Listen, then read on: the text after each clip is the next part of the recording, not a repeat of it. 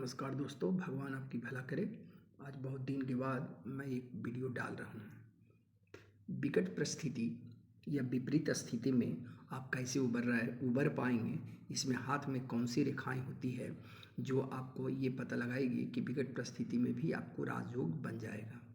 पहले तो हम ये देखते हैं कि ये हमारा जीवन रेखा होता है और ये हमारा हृदय रेखा मस्तिष्क रेखा होता है और ये हमारा हृदय रेखा होता है।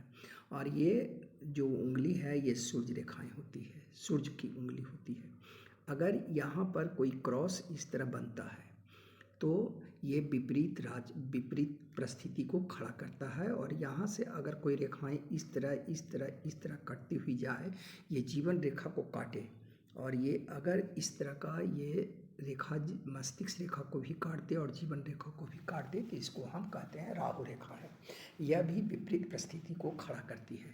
और यहाँ से अगर कोई रेखाएं इसको जीवन रेखा को टच कर देती है या जीवन रेखा को काटती है, ये इस तरह कटे चाहे इस तरह कटे, है ना, तो यह भी विपरीत परिस्थिति को ही खड़ा करती है।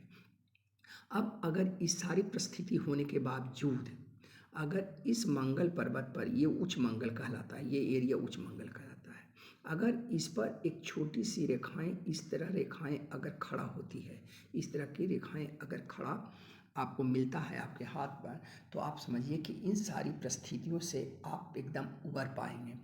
चाहे जो परिस्थिति हो, केस का परिस्थिति हो या आर्थिक स्थिति दयनीय हो या किसी से झगड़ा हो, जो भी हो वो परिस्थिति से आप पूर्णतः यहाँ पर उबर कर आप विपरीत परिस्थिति का राजयोग बना लेंगे। यानी अगर आप पर कोई केस चल रहा है या आप पर किसी से उलझन है, किसी से मनमुटाव है, तो वह आपके फेवर में आ जाएगा।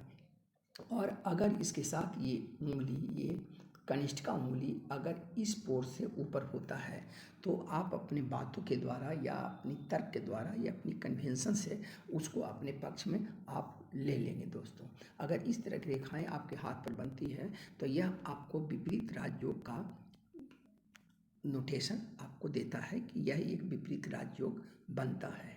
अब आगे वीडियो में मैं दूसरे चीज़ को लेकर आऊँगा और मैं कोशिश करूँगा कि पर डे मैं आपको एक इस तरह की ज्ञानवर्धक चीज़ें आपको देता रहूँ। धन्यवाद।